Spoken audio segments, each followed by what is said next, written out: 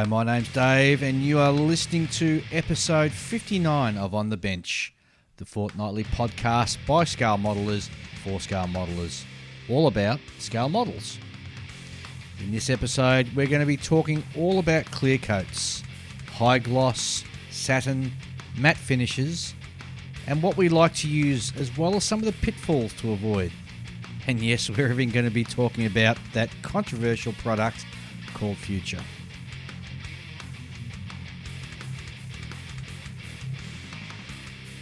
This show is being brought to you by the generous support of Hector Cologne, Anu Groes, and Mike Rubino.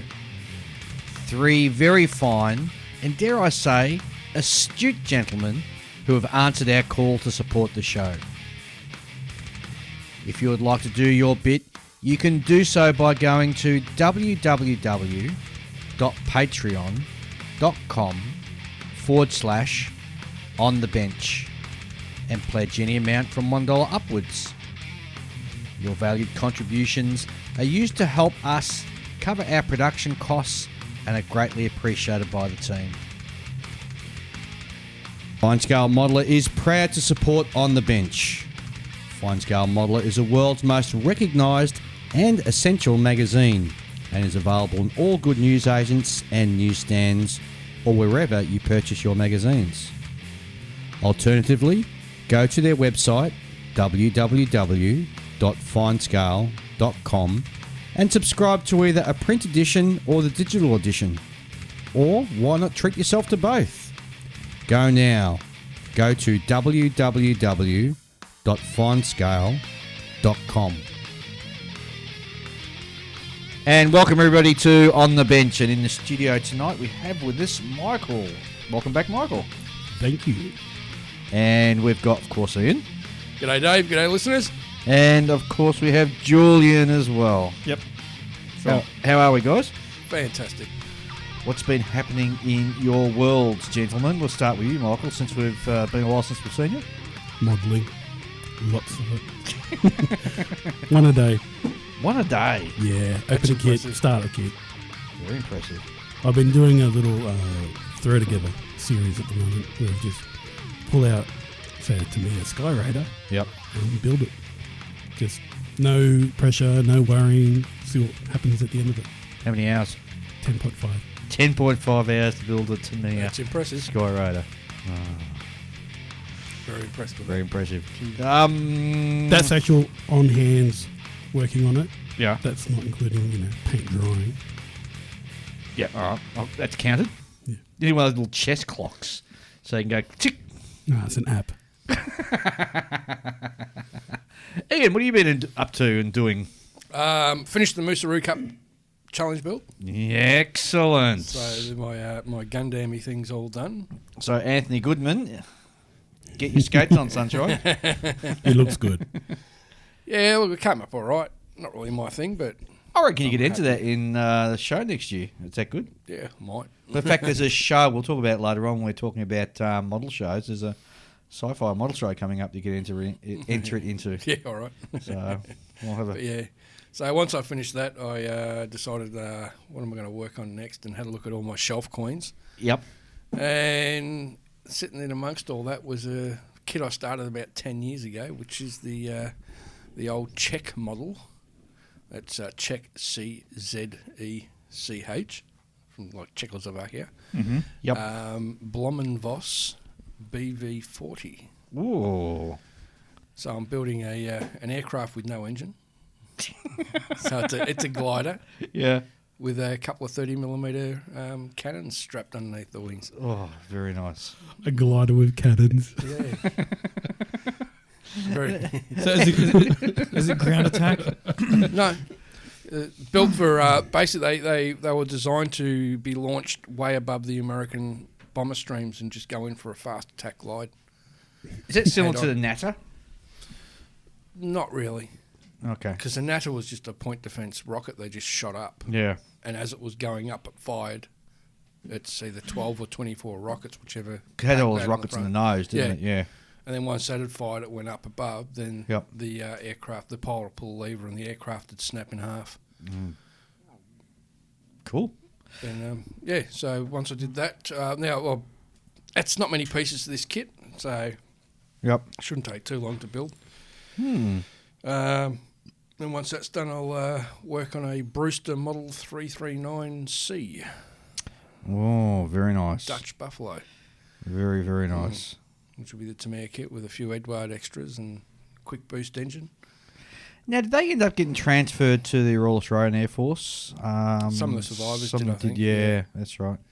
With the collapse of... the Netherlands, East Indies. yes. Yeah, we ended up with a lot of stuff from them, Yep. like Mitchell bombers and all sorts of goodies. Couple of ships, a couple of submarines. Yep. Yep. The O class or something like that. Oh, something like that. Yeah. Yep.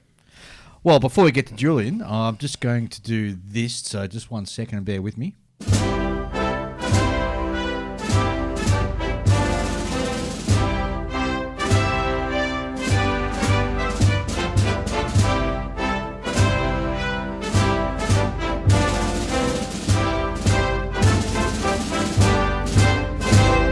That's for Julian because he is now the new president of our local modelling club. Hey, congratulations. Yay, Julian. I'm not sure that music was entirely necessary, but Hail to the chief. You've got to see the president. You're going to play it. That's right. I guess. But our club's not all that. It's not like I had to beat anybody.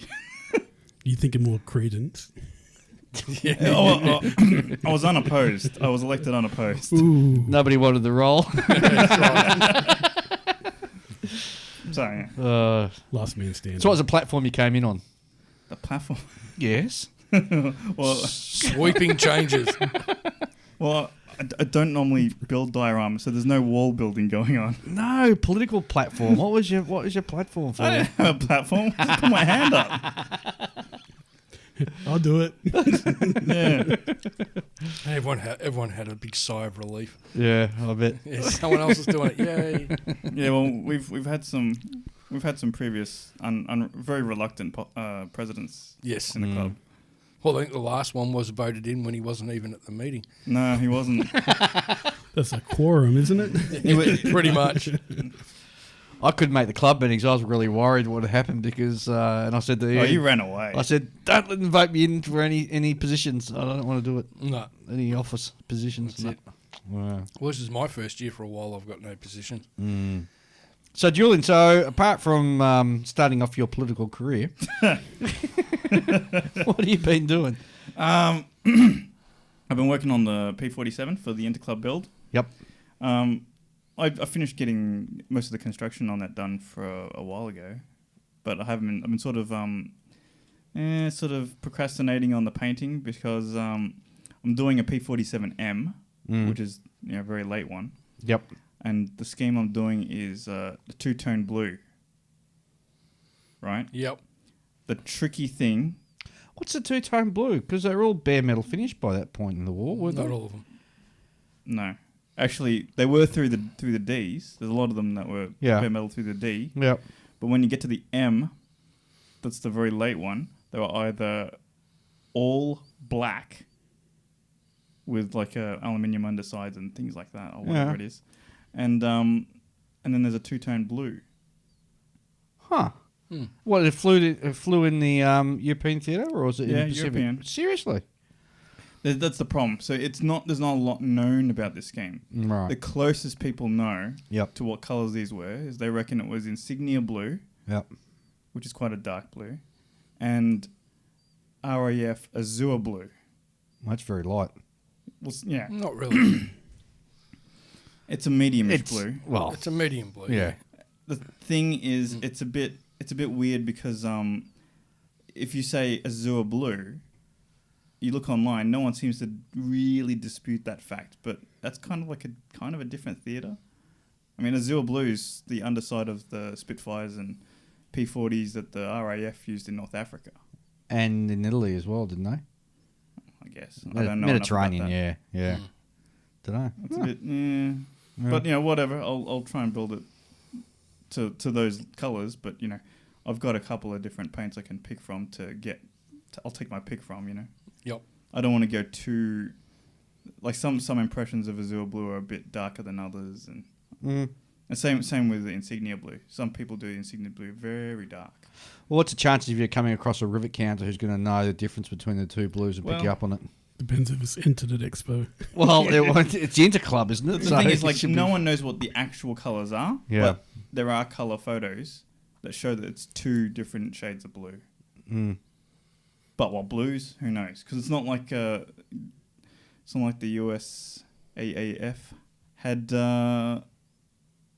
blues as part of their regular sort of thing. And also the other issue too is the colour photographs from the 1940s aren't exactly something you can go and No, not at all.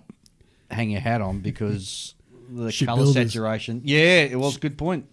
World The War II colour shipbuilders. saturation wasn't exactly 100% in the colour photographs. So But you try to rationalise these things. You sort of, people will go, Yeah. okay, well, if they use two blues, where did they get these blues from? yeah. Right? What was in Were they painted when they came off the factory floor? Were they painted when they got over to England? Well, people go, oh, well, two blues. Wouldn't that be navy blue, the navy blues of the era? dunno. But it's like, no, that can't be right because those were on ships, Yeah. not on land. Whatever the 45-gallon drum. In any case, had in so it. I ordered my azure blue, Yep. and it's the wrong color. It arrived and it's the wrong color. It's a mix up. Like I've contacted B&A, who I bought it from, and they've come back with a photo saying, yeah, that looks like they've mucked up a batch because we've got two different colors here. One's the blue that it's supposed to be, and the other one's the color you got, which looks more like hemp or something with a tinge of green, like Yep. sand with a tinge of green or something. Yeah. Well, that's definitely not blue. No, it's a completely different color. Wow. That Yeah. sounds like to me a XF23 sky blue, where it's really pale greeny blue. Well, this looks like sand more than anything else. Ooh, that's no. I know. It's Wrong. It's not wrong. It's not even remotely. But yeah, so while I was browsing around the rest of the Mr. Paint lineup, I didn't even know this because I don't normally look at their Facebook page, but they've got a new bunch of automotive paints. Right. Oh, okay. Yeah, and two of the colors are the light blue and orange that are used for the Gulf Oil Yes. GT40s. Mm-hmm. Yeah. And Porsches. So that'll be interesting to see what kind of other Gulf kind of blue. Yeah. Interesting. Interesting. Mm. That's kind of a what's new thing, isn't it? Yeah, it is kind of. Anyway. What about you, Dave? Let me think now. What did I tell you that I built my little Star Wars Bandai thing You haven't last said time? it. No. Yeah, I built that. I built it in an afternoon. And instead of 10.5 hours, it took me 2 hours, I think. Well, The that's- blockade runner. Yeah, that's it. Yeah. You've got the kit too, haven't you, Michael? Yeah. Great little kit. If you can, people, get the 2-pack that has the Millennium Falcon in it. Yeah, I wish I had have actually. And yeah, it took me about 2 hours. I just felt the need to sort of punch something out really quick. And Bandai? yeah, Yeah. Awesome. Yeah, Yeah, awesome. Bandai. Yeah. They fall together, those things. And The detail. I didn't use the decals that it came with or stickers that came with it. I painted it instead, and it looks really cool. Oh, excellent. I've actually seen guys who have gone and used LEDs to light up the engines and on that, which astounds me because the kit's a really small kit, and so I'd be interested to see. How they do that. Yeah, it's almost tempted to go and get one of the Star Destroyers now. It's probably one LED fiber optics Yeah, it probably is. going out. It probably is. Started building my Tamiya Sheridan tank. Oh, good. Yep. So that's going together well, except I've lost one of the idler wheels. What? Yeah, I don't know where it's gone. I'm gutted. What are you gonna do? I've got no idea. I've had no luck with...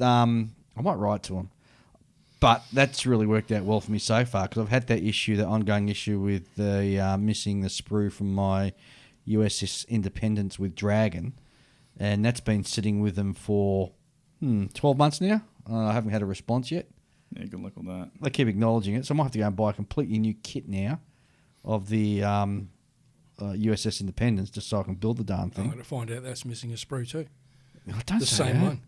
And for the Sheridan, I don't know what I'm going to do. I don't know. I'll figure it out. It'll turn up. Well, yeah, I think it'll turn up. It's not that small of a piece. No, because you know how the idler wheels come in two pieces. So you got the sprocket on one end and the idler on the other end, Yeah. and it's that one, and they come in two pieces. And I've already glued them, And then you've dropped it and it's rolled somewhere. And No, I don't know. What I thought I put it back in a box, and clearly it's not there. I don't know. I don't know. It's a mystery. Well, I don't know, maybe we'll go hunting in your room for a bit. You don't want to go hunting in that room. God knows what you'll find on the floor. So obviously don't use a black light. What? What's a black light? Oh, okay. All right. Let's get on to listener mail. Actually, no, we'll talk about upcoming model competitions. Actually, I think so. We'll start with that.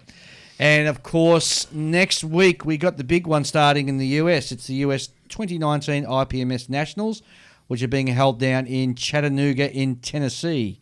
I've been to Tennessee. You've got some great Civil War places to go to and have a look there. And they make good alcohol.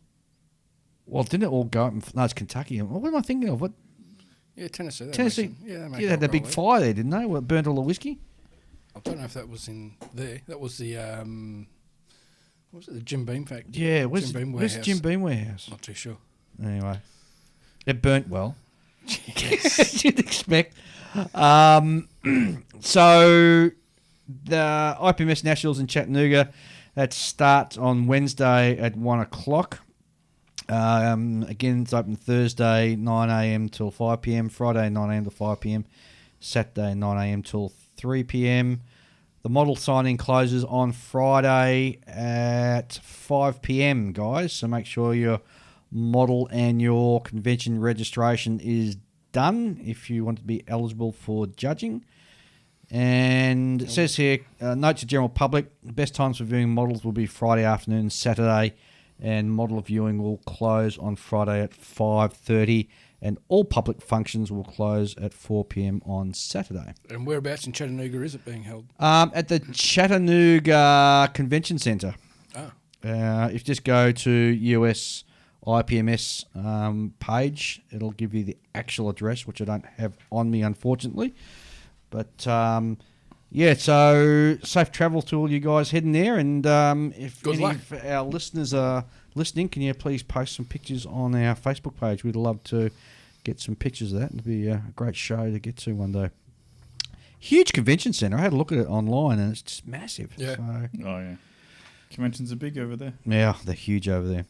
Next, James Black put this on our Facebook page. There's an Our Town model show, which is occurring in Newcastle Racecourse, which is in Darling Street in Newcastle, New South Wales, on August the 17th and 18th, 9 a.m. to 4 p.m. So if you're living in Newcastle way, pop over there and have a look at that one on the 17th and 18th of August. From Peter Ehlers, he writes that the South African IPMS National Championships will be held in Cape Town from the 20th to the 22nd of September at the Killarney Raceway Clubhouse in Cape Town. Friday's your bump in, your setup, 5 p.m. to 8 p.m. Saturday, 9 a.m. till 10 p.m. Gee, that's late. Competition and prize giving followed by a social event. Oh, wink, wink, nudge, nudge. That'll be down at the bar. Yep. And Sunday, 22nd of September is 10 a.m. till 3 p.m. And that's also a public open day.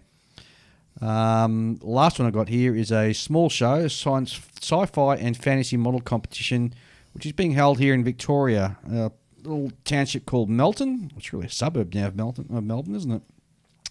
Held at the 3rd Melton Scout Group, which is 1 Henry Street, Melton, Victoria, Sunday the 27th of October, 11 a.m. till 4 p.m. And that's where we'll go and take your little gumpler, Ian, Gumpler. and enter it in. Yeah. Be a nice Sunday afternoon drive. Yeah. Yeah. Next up, let's have a look at some mail. We've got quite a bit of mail in, actually. So if you recall, I was talking about Russian rockets at the last episode. Mm-hmm. I can't remember why we're talking about it. Anywho, doesn't matter. Anywho. David Lockhart writes in and says, "Hi Dave, great podcast recently. You guys are talking about Russian rocket engines. The Russians had built the N1 rocket to go to the moon, and 4 out of 4 launches actually failed. They used 30 KN-15 engines in the first stage. 30. Yes, which is very much different to the Satin 5, which used only 5 engines. Yeah. That's the issue I was talking about. Was I recall now is that the Russians couldn't get the same amount of thrust out of the engines. Right. So then they did a bit of work, and David goes on to write that there's a great documentary on Netflix called Cosmodrome, which I've now watched, and it is well worth seeing. They mentioned the NK-33 rocket engines. They were ordered to be destroyed, but one bureaucrat hid 60 of them in a warehouse. So most recently, I think it was in the early noughties, 36 was sold for $1.1 million each to Aerojet, which is a rocket manufacturer in California. And many engines were used and are still being used. Oh, interesting. Makes you wonder what else in Russia's been sort of tucked away, hidden by a technocrat or a bureaucrat saying, one day we make big profit out of this. Yeah, exactly. So great to hear from you, David. Also, I think Marty touched base with a fellow modeler, and he mentioned something similar about the NK-33 rockets. John McAvoy, who hails from Seattle, Washington in USA. G'day, John. And he writes in with a question. I have a question regarding the monogram F4C Phantom kit. I would like to build it utilising flaps down kit resin from Wolfpack. The resin kit states that it's designed for the Hasegawa 1/48 scale Phantom, and I'm wondering if it should work without too many serious modifications on a monogram kit. What are your thoughts? Ooh. Well, never having built the monogram Me kit, neither. I No. wouldn't know. Buy a Hasegawa kit. Yeah, but he's got a monogram one sitting there. You probably find the Hasegawa kit's probably worth about 4 times as much as the monogram kit. Yeah. Well, it depends. What scale are we talking about? 48, 48, I'd say. yeah. It's 48 scale. Or 48? an Academy.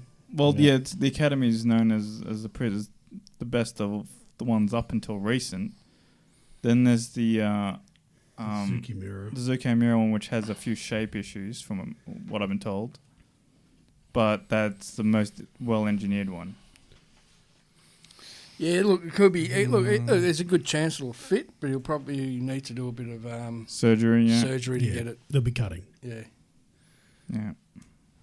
But having not done it myself, Yeah. unfortunately, I can't give you a solid answer. I think the best thing is suck it and see. Suck it and see. Yeah, I mean, it's not going to... I mean, the If you've got both parts, you've got Yeah. the model and you've got the yeah, aftermarket part, yeah, exactly right. just put them next to each other, do some measurements with Mm. a digital caliper so you get an accurate measurement. And I think You he can was make your decision he was there. wondering whether he should buy the let me see, the resin stuff. Yeah, that's Well, right. Yeah. Well, that's probably the reason why it's available. Is because it's for the Hasegawa kit, Yep. which most people wouldn't build. Because the Academy kit is far easier to get and is generally considered the better one. Yeah, but John's got the monogram one. Yeah. But that's why it's available, right? That's Yeah. all I'm saying. Yep. yeah, it's a tough one. It 'Cause is. that's the thing, right? If you want to get like the resin kit for the kit that you've got, chances are it's not going to be in stock. Mm. Unless it's for some kit that no one wants. Yes. Yeah, true. Yeah. John, all we can say is have a crack, and you can let everybody else know then Well- whether it suits it or Well, not. the good thing is that if he's able to get it to work, that's a neat little story behind that kit that he's built. Well, he does, and if he doesn't get it to work, without hopefully destroying the resin stuff, you can sort of reuse it and buy the Hasegawa kit and fit it to that. Is this Aries resin? No, Wolfpack. Wolfpack. Wolfpack. Yeah. Yeah, Wolfpack's good stuff. I've got some in Wolfpack. I haven't used it yet, though. They're not expensive, are they, Wolfpack? Yeah. yeah, It is It's expensive, good is it? quality stuff, though. but the detail is there. It's, Yeah, okay. it's good. Yeah. All right. Let us know how you go, John. Next up, we got Brendan Walters from Canada, who says, hi from Canada. I just listened to your recent episode where you're talking about the new Gundam sci-fi versus traditional naval aircraft armour modelling subjects and how in the future there might be some crossover by modellers. One gateway between old and traditional modelling is the Machine Krieger / robot battle versus line of models. Ah, yes, the old MAK. Was it SF3D originally when Nitto bought them out? I'm not sure. I've got a big pile of those things at home, and I'll never ever get rid of them. He says that most kits are by Hasegawa and Wave. I've never heard of Wave. Yeah. No. Yeah. Because Hasegawa ended up doing, I think they did a whole heap of kits for the MAK range now. Yep. He goes on the right. These models combine Gundam-like armoured suits and sci-fi vehicles in with a gritty realism and weathering style that would be right at home for armour models. Yep. And he's actually attached some pictures as well. I They're agree with him. they're 120 scale. Yeah. But we're already seeing that. Yeah. We see a lot of people with their ATST, the Scout Walker from Star Wars, Return of the Jedi. A lot of people are weathering it up and putting German markings on it. Yeah. You know, because I've got stashed away at home the Nut Rocker hover tank from SF3D. That's a cool looking tank, yeah. But it's not in the stat. I built it when I was a kid, and I think it was 172 scale when it originally came out. Yeah. Well, this new one I got's 135 scale. It's a freaking. It's like a big bowl. With regards to like bridging that divide between the newer models and when I say the new models, I mean there's the Gundam kind of models and modelers and us, our sort of thing, our staple, I guess you could say, is the big divide is between the fictional and non-fictional, right? Mm-hmm. But now you're getting people. Now that the Star Wars stuff is getting really out there, it's selling really well. Now the divide is sort of between that science fiction type stuff and the stuff that's just sort of a bit unique to Japan. See, if we were ever in Japan, it'd be completely opposite. That's right. Yeah. Totally Absolutely. See, I don't actually have a niche. I mean, I really do love ships, but this week I put together a C-3PO from a Bandai kit and AT-AT Bandai kit. And then I've got the Tall Geese from the Endless Waltz, which is a Gundam. And this morning I sat putting together a Italeri 148 Tornado. And last week I did a Sky Raider. So I think I've got the Italeri Tornado in my stash. I think I won the club 17-year-old kit, and it is showing its age. Yeah, don't use the decals. It's that full Tiger.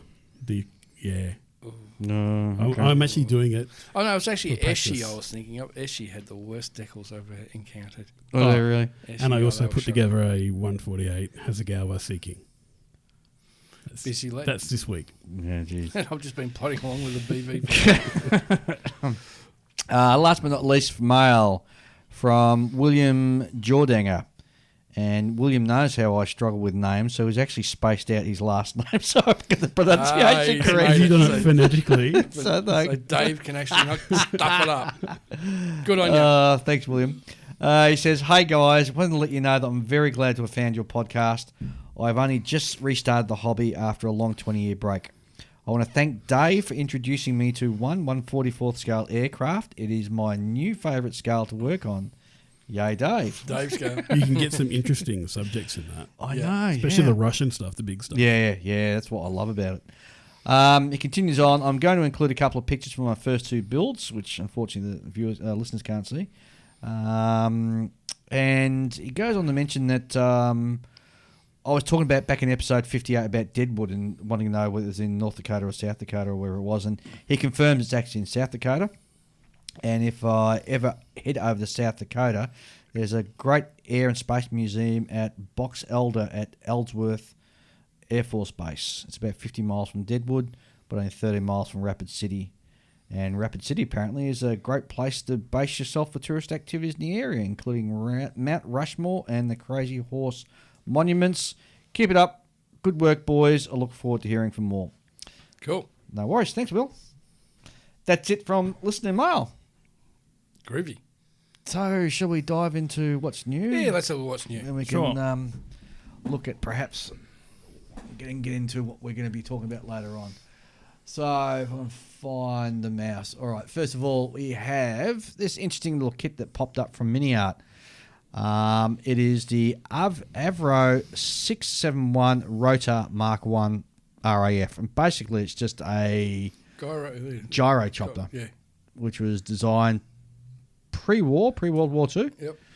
And we've having a quick look through it. It served with quite a few different air forces too, actually, because I think quite a few different countries actually purchased it to just test out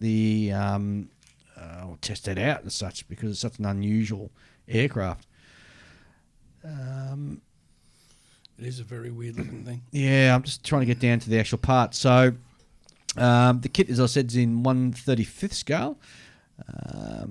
Parts count, it doesn't give us exactly a parts count, but it does come with some Photo etch. yes, and it looks to be, from the pictures we're seeing, quite reasonable in regards to the finish of the kit. It has ribbing. Yep. Yeah, because it's got a fabric covered fuselage. Yep. You get to do it in 4 different schemes. One which was with the Royal Navy. It flew off HMS Courageous. What's that one there? Training aircraft with the RAF. Oh, I like that one with the yellow. Yeah, it looks quite good, That's actually. what I'd do. Yeah. And it looks to be quite an intricate model, actually. If the box art's any indication, I think there's probably also a Battle of Britain scheme or something. I think there was just a... Dover there, yeah. Yeah, it might have just been the aircraft colours the RAF was using just pre-war, What just I during find the war. weird is the scale. Yeah. 1/35th. Well, maybe because that's a small kit that it has to be that scale. Well, it's also because the fact that choppers also come in 35th scale. Well, choppers have to, because they're so darn small as models to sort of... Plus, people can use them with their figures. Oh, I never That's thought of the- that. yeah. Oh, I never thought of that. They're almost considered like a flying armour Yeah. in a way. Basically, yeah. Exactly. The engine, the rotor engine at the front looks quite detailed too, so that should build up to be quite a nice kit. Well, it looks quite nice. So, as I said, coming out from Mini Arts, haven't got a release date yet, so just keep your eyes peeled, and when we know more, we'll let you know. From Takeom, have announced a new Blitz range, which is what they call in their quick build tanks. So the first one they've announced, which is due for release in August, is the Jag Tiger SD KFZ 186, and it's a 2-in-1 kit. You can do either the early or late Jag Tiger. I built a Takeom tank, and they're really great kits and go together really well. So it's intriguing. They've even cutting it down and making it even simpler, so that it goes together faster, I guess. Key features of the kit is going to be the ability to do either the early or late versions of the Jag Tiger. Track jig is included in the kit. Well, that means link and length tracks. Photo etch parts included. Hatches can be posed either open or closed, which is interesting because there's no interior detail. So I guess if you stick a figure out of it or something like that. Yep. Designed by T-Rex Studio. Yeah. So T-Rex Studio, there's a guy, and he goes by, I don't know why, but he goes by the name T-Rex. Is his name Mark Bolan? I don't know. And that just went right over Julian's head. It probably did. Anyway, this guy's most likely Chinese, and He's not a metal guru. basically he used to work for Meng, but he now works for himself, and he'll design kits for Don't you mean Mung? Meng, whatever. Mung. I said Ming. It's pronounced Mung. It is pronounced that. Yeah, but it's M-E. Yeah, it's Chinese. Chinese, remember? Yeah, I know. Well, But you have Ming the Merciless, which is spelled I-N-M-M-I-N-G, and then you change the I for an Talon E, Flash. and you got Meng. So I'm with you, Julian. It's Meng. No, I'm just uncultured. Uncultured and uncouth. Yeah. So Anyway, he's a designer, and he works. He's done work for Meng. He's done work for now Takeom. He's also done work for, I think. There's one other company, Tiger Model. All right. Yep. Yeah. So he's mercenary. So he's a mercenary. And it means T-Rex the mercenary. it means he was good enough that he could afford to go it alone. Yep. Oh, good on him. Sounds good. Right. Now this is the one that Julian should really, really be puffing his chest out with, because you called it. Yeah, I did. It's the new Tamiya Lockheed P-38F/G Lightning, which Tamiya announced just this week. And if any of you guys follow us on Facebook, Julian called it before they even made the announcement, because they put up a couple of teaser shots, didn't they? Yeah. And 3. and you had nothing to do, so,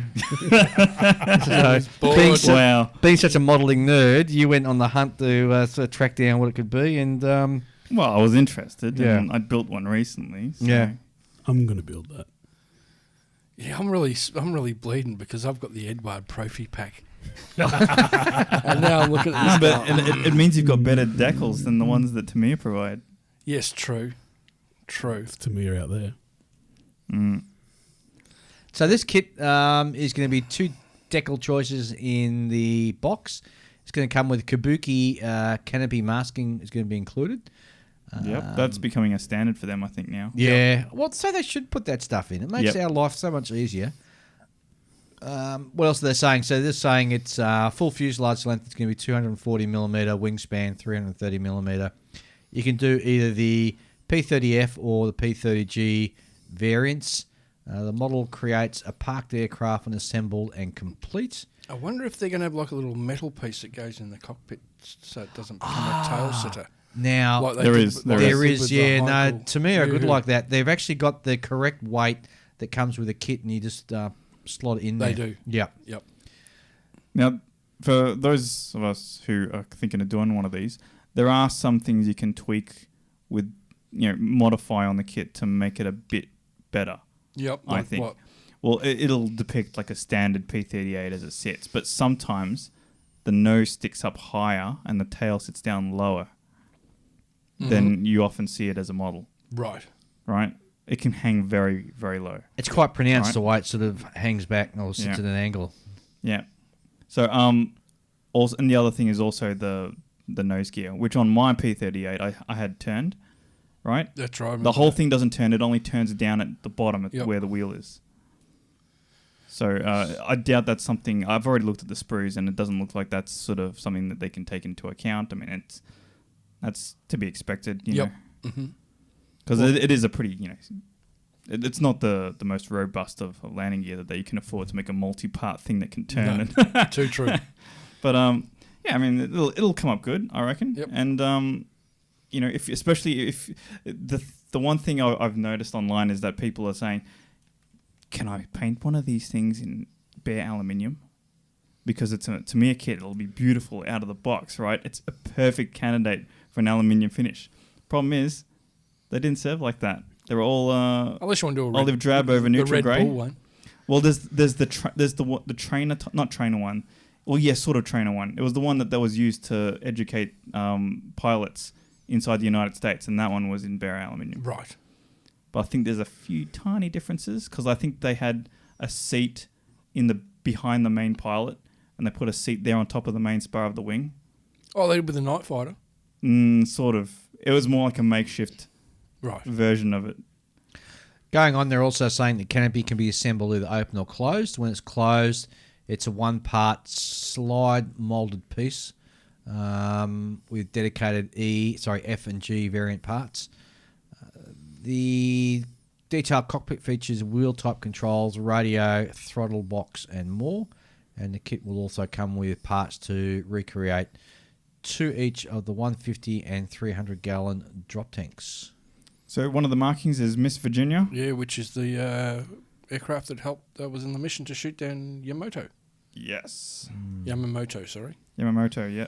And that's generally one people want. Mm-hmm. The old Hasegawa kit came in a boxing for that. Correct, yes. One of their boxings. If you wanted to get that, you were out of luck because good luck getting the right boxing for a Hasegawa kit that's rare as anything. Oh, yeah, totally agree. So this will be a good... They've picked some good schemes. Yep.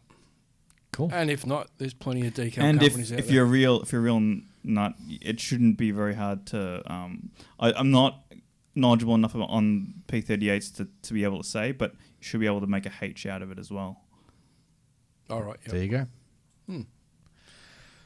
Now, Edward Yes. announced recently for the 8 scale P51, and this is one D of their model. So what is it? Yes, correct, P51D. Now, this is interesting. This announcement from Edward because It's the best kit. it's obviously going to be released at the IPMS Nationals in the US because they're doing one Chattanooga Choo Choo, so which I found quite interesting.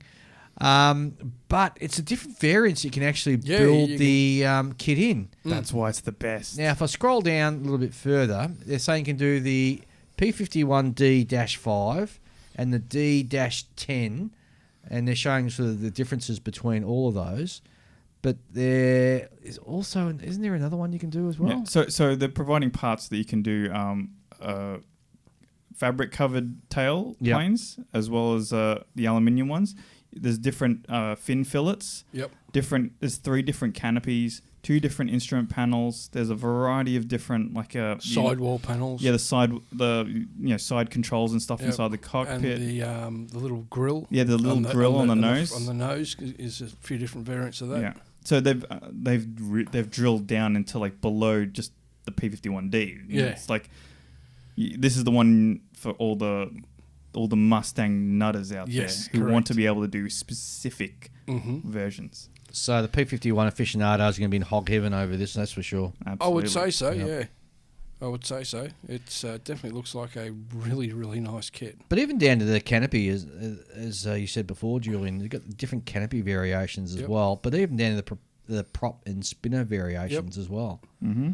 So they've really, really, really sat down and had a real long, hard look at this. And It's Edward. Yes. yeah, Yeah. yep. You have to. And guaranteed they're going to be bringing out a ton of brass and stuff for it as well. Yeah, for sure. Well, they're clever like that, aren't they? Because they do that sort of stuff on the side and Yep. sort of on sell, and yeah, very clever. These Edwardians. Edwardians.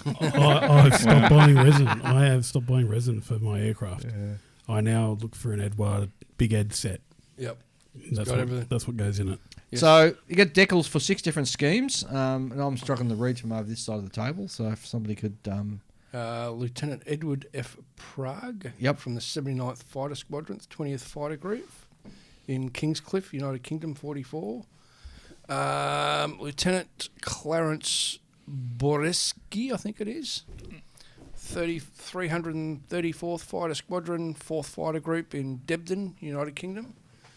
Lieutenant Thomas P. Smiths, 370th Fighter Squadron, 359th Fighter Group, East Wretham, I think it is, United Kingdom. Captain Freddie F. Ohr, OHR, 2nd Fighter Squadron, 52nd Fighter Group in Madna in Italy, Autumn 44. that's a nice scheme with an all yellow tail, Yellow that tail, comes yes. halfway up the fuselage. It looks gorgeous. Then you got Lieutenant Irving Snedeker from the 364th Fighter Squadron, 357th Fighter Group in Leston, United Kingdom in April 45, so yeah, near the end of the war. But that's interesting. It's an overall Green. olive Yeah. drab across the whole aircraft with the yellow and red checker up near the spinner, Spinner, yes. which reminds me of the very early P51s that came out. Like And- is it Shangri-La or whatever it is? The, Had a very Yeah. similar sort of Yeah. scheme. P51B Yep. And last but not least, is Lieutenant William G.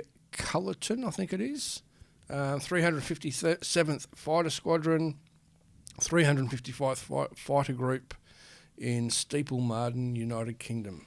They've Is- picked out some really great schemes, haven't Yes. they? Like some really colourful. You got green Yeah, noses, yeah. red noses, blue noses. You know, Yep. There's something for everyone. there's enough to keep any P51 aficionado as well as the casual sort of builder very, very happy with this. Correct. So, be interesting to see what sort of price it lands in it as well. So, we'll just have to wait and see. If you look at the plastic, lots of really nice fine riveting all the way down the fuselage, but not on the wings. Which is good. Which is good Yeah. because Well, there shouldn't actually be many Yeah. panel lines seeing on the wing. Yeah, anyway. but it looks Most weird of if it's puttied up. if you have a model without panel lines, it looks weird. Yeah. You always have the choice of if that's something you don't like, you can always Just putty it up putty it up. yourself. yeah, exactly right. Totally agree. Cool. All right. Next off, this little thing sort of slipped through the cracks, and Does work. it's a strange little tank. You didn't that, say it angry enough. Das work. Does work. I'm not sure what other stuff have they made. This company. This is Amusing Hobby. Yeah. Oh, This is the okay. company that makes all Right, the okay. paper pans and stuff. All right. Yep.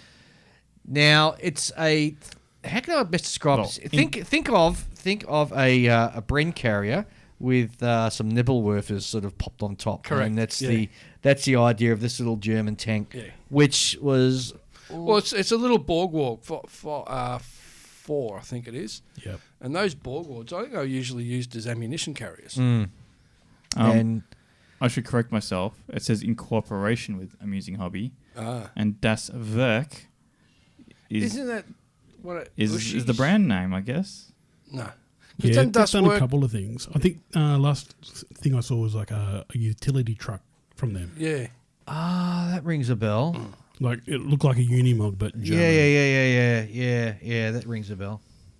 Either way, this will make an interesting little kit, and it's it was obviously a last ditch sort of weapon that sort of came out, and reminds me of a 1940s version of the. Do you remember the German army did that little the little weasel? Yeah, It's the very vessel. small. Yeah, the vessel. Yeah. It's a very small sort of little tankette that they were Yep. running around the fields, NATO sort of fields in West Germany with plans to stop the Russian sort of onslaught with. Well, that's what this was designed for too, by the looks of it. Yeah, Stop the well, it Russians. didn't work then, so I don't think the other one would have worked in the 80s either. But No. anyway, But it's an unusual looking thing. yeah, it is. A And, little bit of urban warfare. yeah, Yep. yeah, definitely. actually perfect for urban warfare because it's so small and quick and manoeuvrable. Also, it's got 3 hard mounted smoke canisters on the front. You got 4 marking choices. Ammo from by MiG obviously will have those colour callouts, so there's a bit of linkage in there. And this is expected for release in early September. Looks pretty cool. Does. Okay, guys, that wraps up what I've got. Have you guys got anything new? No. Well, there are the paints from Mr. Paint, the new automotive colours, but they've also been. I've noticed that in recent times they've put out some Hungarian aircraft colours, Hellenic Air Force as well. SMS Paint range have announced some US Air Force, modern day US Air Force greys as well. Yeah, Which they've you got can like get an now. aggressor pack. don't they? Yeah. And a haze grey now. Yes, Haze Grey, I've noticed that. Their I love insignia those. white is beautiful. Is it really? Yep. Oh, cool. It is now my go-to white. It's like insignia white in general. I think it's just a better white than actual white for most molding purposes. In the same way that tire black is a better black than black. Yes. Yeah. Yeah, it looks Agree better in the 100%. scale. And Yeah. NATO black. Yeah. NATO Yeah. black's Well, pretty NATO good black's too. good NATO too. black is my go-to for cockpits. It's great. All right, if none of you guys got anything new, I think we'll take a short break before we come back and talk about clear coats. Cool. Sure. All right, back soon.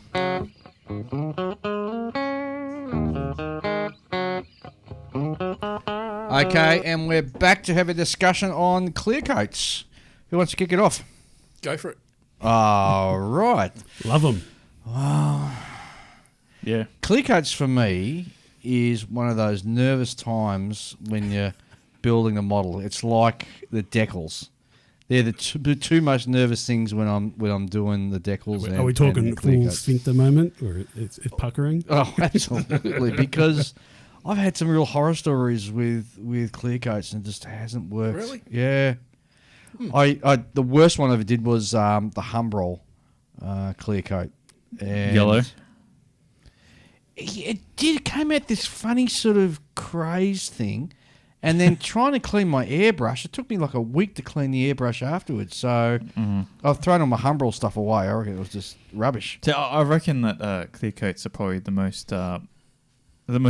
of the more difficult things that a beginner has to grapple with. Well, Because it's not something that you can see. Yeah. It's clear. Yeah. It's a confidence thing. Yeah.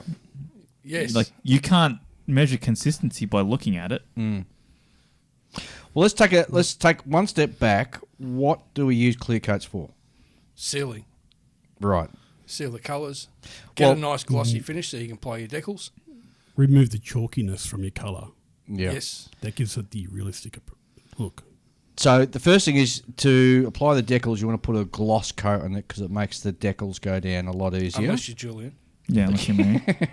And also for your weathering of your panel lines and that type of stuff. Not as really well. the weathering, it's the... Sorry, not the weathering. washing. The washing. Yes. Because you get a better flow when you're doing a wash with a clear coat. Yeah. Yeah. With the weathering, you do that on top of the a flat coat. But it depends on what effect you want. Yes. So panel lining is And the other good thing about your clear coat is once you put your decals on, I always put another clear coat over the top. To marry it all in, the decals into the... Not just that it marries it in, because when you look at a paint job, like you got a nice shiny glossy paint job, and you put your decals on, the decals have never got the same sheen as your gloss. So if you apply a flat clear coat over the top of that, you're going to have an inconsistency. yeah. Yep. So what? So whereas if you put a gloss coat over it, everything's the same glossiness. Yeah. Then you can attack it with your flat coat. Because the problem that most people don't get is your matte coat over the top can be just as sort of inconsistent as a paint job, right? Correct. Where there might be thin spots that are not quite as matte as others, right? And that'll show through. Oh yeah. It can. It doesn't always. If you're the kind of person who's able to somehow get a magically perfectly matte finish across the entire thing without any difference showing through, then good on you. But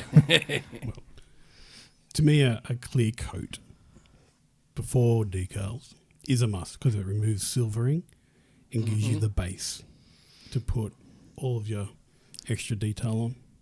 And then you've got, like you said, Ian, that base to put a second clear on to give it the even layer to work with. Correct. I don't do that. Correct.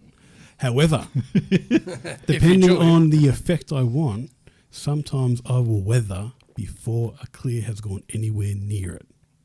Ah. Because when you put a clear on and weather, it runs straight. Whatever you put on will run to the panel line and stay. Yep. If you put your oil, your panel wash, whatever on, before a clear coat, it seeps into the paint itself and looks more like a oil stain that's gone across a surface. Yes. Oh, yep. So for me, it's not always a must to get that clear on before the decal because I've got to think about the end state of the model. What area's got to look like what. Yep. In a way, that's that can be a risky proposition if you haven't tried it before. What you're talking it's a about. learning curve. Yeah. Because yeah. I mean, like most people want to, would want to say put a gloss coat in between their weathering and their paint jobs so that if they muck up, they can always go back. It's kind of like the gloss coat is almost like saving your game. It's and, a protective you coat. know. Get out of jail card free. To go for the seepage look, it's all or nothing. You're going in without protection. Oh, yeah. Yeah. No, totally agree. Totally agree. So yeah, you have the way you mitigate that is with experience, right? You test it out, you do it on your paint mules and stuff like that. You got to have a go at practicing. You just got to accept the fact that if it mucks up, that's the model either gone or it's a test bed model. So Yep. Yeah. So I probably gloss coat less often than most. Probably the least often out of even anyone here. I go through a lot of gloss paint. Yeah, I know. I mean, a lot. Well, you see, to me, like, don't take this as a criticism. This is the way I see it, right? It's for me. It always looks like you're glossing between, like, before and after every single step of the way. Right? Not that bad. Not that bad. But I mean, you do a lot of gloss coating. And like when I always buy my guns. I always use guns. A lot of people have trouble with guns for some reason. I can ask every time I. is that the super clear? No, just a standard super H30. clear. I think he uses, H20 he or uses H30. the acrylic stuff. Oh no, super clear. Yeah, I've been using that. And I can get a high gloss finish straight off the gun. Beautiful finish. It's one of those things I've managed to, master that particular paint. So with your guns clear coats, do you cut it with anything or you just straight out of the bottle? I cut it. Yeah, with? Methylated spirits. Right. And what is ratio? Denatured Usually alcohol. 40-60. So 40% of the methylated spirits and 60% of the colour. And that's the one that dials you right in doing that. Dials it right in, yeah. Okay. And for myself with the super clear, also from Guns, I do 40 of the clear and 60 of the thinner. And you used a Guns thinner rather than the metho that Ian uses? Yep, I go like for like. Yep. I find Metho's great because it dries quick. I use the lacquer thinner that guns have, the leveling thinner. It adds more smoothing Yes, properties. that's what I use, Yeah. So there are You there are can't other, use there it. are, You can't use that with their aqueous range, though, can you? you can. Yes, you can. You can. In fact, And Tamiya. and Tamiya. Oh, excellent! Because I bought a bottle. Yeah. After Julian's been harping on about this stuff for years, I thought, oh, I'll buy a bottle, and I got it home, and I'm looking at it going, "Jeez, I can't use this." No, you can. I can. So excellent. they make two. They make one, the regular lacquer thinner, and it's like Mr. Color thinner or whatever. There's a third one? Yep. Okay. They what's make it? their acrylic thinner, their solvent thinner, their leveling thinner. Oh, yeah. And forget about the acrylic one, just use the leveler and the solvent. Yeah, because I bought the level that's in the big bottle. Yeah. What was it, level 400 or whatever they called it? Oh, well, the 400s, the numbers that they put on it are Is just the milliliters. mils, yeah. Yeah, Yeah, so the leveling thinner is the one that's in the blue and the yellow label. I think so. Yeah, Yeah. Yep. It's a That's- big bottle. It's a pretty decent sized bottle. That stuff's great. That's Yeah. I mean, that's my bread and butter. If I have to thin something, Mr. Paint usually doesn't need to be thin, but whenever I have to go to anything else, that's the stuff that I use. Well, It's so I'm gonna- good for I hand will- brushing. Is If it? you want to do any hand brushing, it just helps give you that flatter, more uniform surface so the paint doesn't clag on you when you drag the brush over. It's basically a thinner with a retarder built into it. Yeah. Right. So it slightly lengthens the drying time, and allows it just enough to smooth itself off. Right, I see. Yeah. Well, I'll give it a go when I start painting the BV40. Yeah. I'll try it out on that. Yeah. It works even better with Tamiya than anything else. Because Right. you can, if you thin Tamiya down with alcohol or water or anything like that, you can only thin it so far, but you can thin a lot further once you add lacquer thinners to it. Oh, I see. Yeah, but we're getting a bit off track. We're getting away from gloss. So I use this stuff because obviously a gloss finish, you want it to be nice and smooth, and a leveling thinner works in that vein, right? Yep. I've never thought of using a leveling thinner with a gloss. Always good. I'm going to have to try that now. If you're starting on your gloss coats and you're a bit nervous, get some leveling thinner, put it in, and it'll do half the work for you. Wow. This is not stuff you use with enamels. So if you're an enamel Well, person, that's important that we need to raise that subject, isn't it? We need to talk about what you can use with enamels and what you can use with acrylics. So the rules are... Well, with enamels, back in the day, I'd just buy a 1 litre bottle of general purpose thinners. And that's where I used to cut my enamels. Yeah, but what gloss can you not put on top of the enamels? Or the other way around, isn't it? You can't use enamel gloss I don't think on no, I think it's you can't put acrylic over enamel, but you can put enamel over acrylic. I did all of that on that Sky Raider out there. Yep. I literally tried But- to break it. I've think it's- done it and gotten away with it. Yep. It depends how you apply it. Like if you jam it on, it's going to have a chemical reaction. Yeah. Whereas if you put light coats on, And come back and do another 2 or 3 I think coats. the trick you're is not to gonna let have it that cure, problem. gas Yeah. off. Yep, exactly. Also, if you sort of take the sort of the proper painters, spray painters sort of ethics for spraying nice glossy coats, you want to do the dusting coat first, Yep. and then come back after you've gone over the whole thing, and then do your proper layer. Yeah, Literally circle work on the model with your clear coat. yeah. Like I've seen, I think it's either Zero or Gravity Colours. They do all the automotive range. Mm-hmm. They've got a 3-part clear. Oh, what? Yeah, so you got your main clear, and then Yeah. you got this A and B part you got to add to it as well. So basically, you're doing a 2-pack. What they used to call a 2-pack paint Doing job. an apprenticeship in the auto spray. Yeah, exactly. Yeah.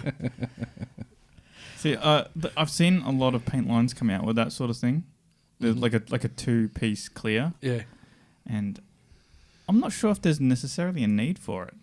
Well, it's funny you should say that because SMS paints have just announced that super tough or diamond clear. Yep. And the reason for that is Yeah. so you can polish it. Oh, is that what it is? That's why they do it. That's why you have these 2-packs and all that, so you can really Right. get in and give it a good polish. If you try and polish a standard clear, Yep. you're going to either burn through or it's going to ball up and make a complete mess. Right. Okay. Whereas if it's, as you said, with that diamond pack, whatever they call it, Yeah.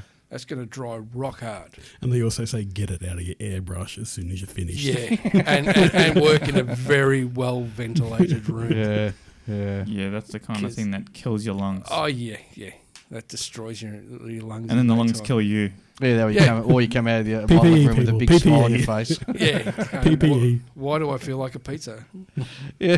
Well, should, I we, want a pizza. should we talk about the elephant in the clear category? Yep. All right, let's dive in and talk about that one then. Future. Floor polish. Yeah. Is floor polish. So many people, I mean... Look, so there are people out there who get it to work for them. Yeah. And if you're one of those people, keep on doing what you're doing, Yeah. right? Yeah, I agree. But even the people who use it regularly will occasionally have a model that they'll put out and it'll stuff up on them, right? I know two modelists who use it all the time, every kit that they do. And they are very prolific modelers. They put out lots of stuff. But every now and then, one of their models will crack. You get it looks like a dried riverbed. It's The like model all these, or the decals? No, the gloss. Oh. The gloss Yeah, will crack. it'll craze. And it'll be something like they left it out, like they put it in near a window in the sunlight, and the expansion on it will make it crack. Yep. I know what you mean. They do stuff like that. Well- And that's only a guess. I'm not sure what sets it off, but it's been known to happen. I haven't had a lot of success with Future. The only time I'll use it now is for aircraft canopies. I still think it's a good Oh, yeah, cheap I reckon alternative it would for be that. great for Gauzy that. agent from AK. What? Yep. Yeah. Who? What? Yeah. So, AK Interactive have a product called Gauzy Agent, Yeah. Gauzy, Yeah. and it's made for dipping canopies. I have some of it. I've tried it a little bit. I had a bit of a problem where, after you've dipped your canopy in it, it then the gravity will draw it down to the bottom, and it becomes thicker in places near the bottom than at the top. Well, it's exactly the same as Future, though. Yeah, that's right. I've used it a lot, and I had nothing but success with it. Paper towel is a must. You got to bleed it off because it does pull down. Well, you put your paper towel on a flat surface, and you put your part that you've just dipped on top of that, so the paper towel wicks it away. Yep. And obviously, you put something over the top of it to stop dust getting to it while it's drying. Pretty quick to dry. Yeah. Puts a nice protective layer on it. Gets rid of blemishes. Reduces how much polishing time you need on your canopy. Car windows, windscreens, armour. I've used it on a lot of different things. It's good. I've had a lot of success through it, and it literally is open your container, don't shake it, because if you get bubbles in it, the bubbles will transfer onto your canopy. Right. And it's dip, pull out, bleed it off, so there's no excess residue on there. It's great. Well, see, the reason I bought it... How's it like for masking when you got to paint your canopy frames? Make sure it's dry. Okay, cool. Yeah, the reason why I bought the stuff, I haven't really used it, but the reason why I bought the stuff is because I had that Zvezda P2, which has the weird rubbery plastic for the canopy parts. And if you touch it, if you handle it, it fogs. Oh. And you can't polish it out. Oh. Yep. Okay. Right? So I bought... I knew people had success with Future, with dipping it and protecting that so that you'd never have to worry about the problems that are associated with it. The problem is you can't get that stuff here. You can't get Future here. Some people are in Melbourne have Future and they've gotten it from friends overseas or someone. And I've done the same when I've travelled to the US. I've bought Future back. In fact, I brought a whole heap of bottles back to our modelling club. And So if you're bottle of Future, contact Dave. well, see, I've got enough. I've moved away from it, but there are people who are trying to get Future in the countries that they're in. Like I've seen recently somebody posting in the UK. We had a question into us what the alternative to Future in Australia is. My advice to, if you've never used Future, don't even go near it. Just go and get some of the other products we've been talking about rather than using Future. Yeah. But then again, I've seen people in our club who they use Future quite successfully, even with the paintbrushes, get it out and sort of slap on a big coat on it, and it works really well for them. Well, I think of Hamish with his models. He does that method all the time, and yeah, he was one of the people I was talking about. But then again, one of his big aircraft that he did recently, it cracked. Yeah. Yeah, exactly. Got all that crazing on it. Yep. and that's a big plane for you to have Yeah. a big boo boo in. Yeah. Big boo-boo. It's an airliner, so it's like that's the primary thing Yeah. Yep. that you got on it. You have to have a smooth, glossy. There's no finish. coming back. There's It's no like- coming back. Yeah, Unless you strip the whole model right back and start from scratch. But yeah. if it was me, I'd be putting it in the bin. I've had varying success with modelling brand clears. Some with AK, yay, and in the same line, no. Like, I won't touch AK gloss. No, I'm with you. I had a bad experience with AK. I don't touch that at all now. However, they're ultra matte. Very, very matte. Love it. No, I've never tried Well, I it. found the new Guns Aqueous. They got a new professional range of clears. In the Aqueous range, you've got a gloss clear, semi-gloss, and a flat. Yep. And I bought a couple of bottles of the flat and a couple of hits with the airbrush, couple of coats, and it's looking like the old Humbrol flat. Oh yeah. It just is flat as flat can be. But I had a problem with me flat clears recently, and I'm still trying to figure out what was causing it. It's getting little white dots Oh yeah. in me finish. Might be from your mineral turpentine. No. Apparently what I've been told is it's the bits of talc Not dissolved. not dissolved properly in the batches.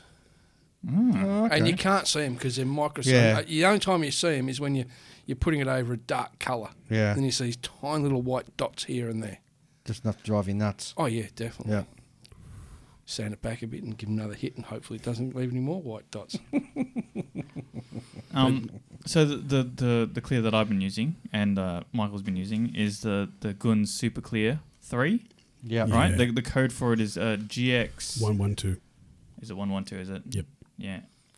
I think the 113 is a flat, isn't it? Yep. Yeah. I've never seen that. I'd be keen to try it out. But yeah, it comes in a regular Guns bottle, but it's a bit taller than normal. Yep. Yeah. And it says like UV cut on it. Yep. Yeah.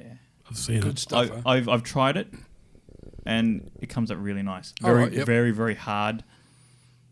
Yeah, that's what I want to see. Which is what you want. Yeah, I don't want some tacky thing. That's what I used on that aircraft that I brought in to show you guys. Yeah. It was mix it up in the ratio that I said earlier, which is the 40% clear, 60% thinner, and just point and shoot, and got the angle of my work lamp so I could see the coat going on, and it was extremely easy to do. It was like I was a beginner, and I just didn't have to worry. It was just point and shoot. Love it. Yeah, I did go a bit easy because I was spraying it over some really nice decal work with my car, and I didn't want.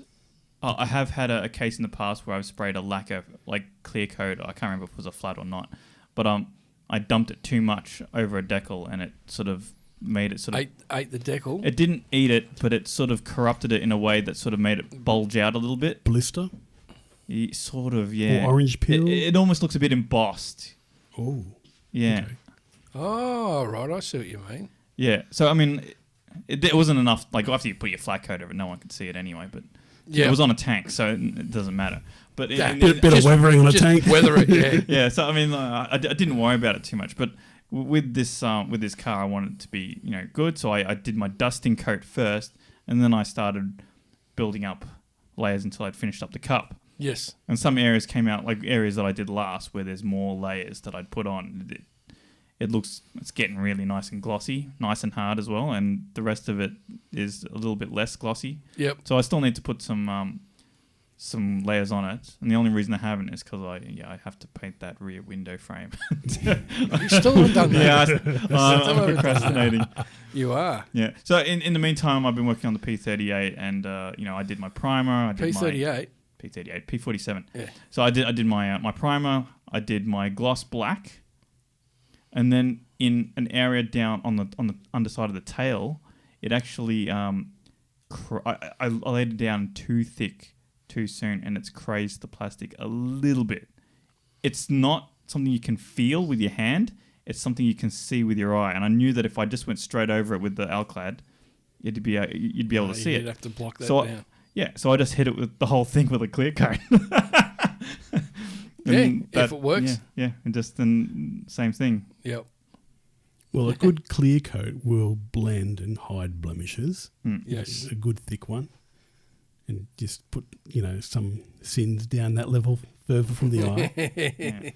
Yeah, so I've alcladded it. I could probably throw some more alclad because I think it's a little bit inconsistent in some areas, and I've still got to pick out panels, and I'll do one dark aluminium and light aluminium and a bit shiny aluminium. Oh, yeah, they're different. Yeah. Okay, clear coat on the aluminium. No, I don't like it. And if possible, I prefer to paint markings if it's to paint markings on top of the bare aluminium finish. Really? Yeah, because then it's no problem. I mean, you're essentially painting paint over aluminium, just like the real plane. Dave's arriving with a horde. I've just come dived in the modelling room. Whoops! Pulled it away. It helps if you're speaking to the microphone. I'm gonna put my ears I've back on, heard so. good things about MRP, super clear. I've got to say, I haven't really used MRP Super Clear. I've used their paints, and I'm finding the paints really, really nice. It's very similar to using SMS straight out of the bottle without having to really thin it at all.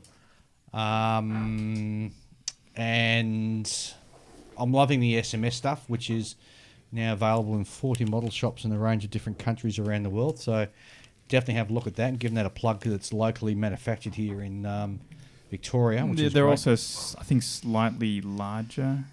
They are better value for dollar per mil. Yeah, there would be. I mean, yeah, but that's the home ground advantage, right? But the MRP stuff is really gorgeous stuff, and the paint itself is really beautiful as well. It just sprays on so well. I've seen the MRP go down. It goes down extremely evenly and flat, like on your model. The finished surface before a clear coat is beautiful. Well, I've used them a lot, and MRP paints, not clears, paints go down somewhat satin in finish. Yeah, exactly right. That's why I don't gloss. It's so smooth that I can afford to throw my decal straight over the top of it without having to worry. Yep. And the beauty about it is... But if it was any other paint, I wouldn't bother. I would actually gloss it first. And the beauty about the MRP, it comes with... You can hear this.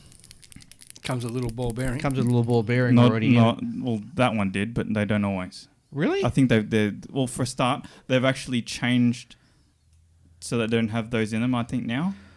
But haven't they gone to the different shape but bottle? they do sell the little, what do you call it, shaker weight thing inside it separately. Yeah, because some people don't want to pay the extra amount I think that they... Mig sells them in packets. Yeah, exactly. Yeah, Packets of ball bearings. So I bought a couple of Satin's packets. my local bike shop. Yeah, exactly. Yes. Also, they've actually only very recently, MRP have changed their bottles. So they actually use, I think, very hard plastic bottles with a lotion dispenser kind of top on it. All right. With a flick on kind of top. Yeah, I saw a guy complaining about that because he set up his workbench and all his paints fitted in perfectly, and the new ones wouldn't fit, so he couldn't put them in. Sounds like an opportunity to remodel. Yeah. Oh, well, when he gets to the bottom of one, he can put it back in the other, right? Yes. Yep. So, what about if we do the clear gloss stuff, and we've done the decals, and we'll put a second clear gloss coat? on top? Yeah, thank you. Is it worth going in with a really fine sort of sandpaper and just sort of buffing it back a bit, or you don't find that there's no I need don't for need that? to. Myself, I don't need to. Depends on your paint finish. Yeah. Because no matter what, your clear is always going to show the paint finish underneath. Yep. So if you think you have to knock something back, you should have already done it at the paint. Give that smooth finish because the clear is going to be on top of it, showing what's underneath. Mm. And then if you're doing something that requires high shine, most car modelers, truck modelers will know all about this.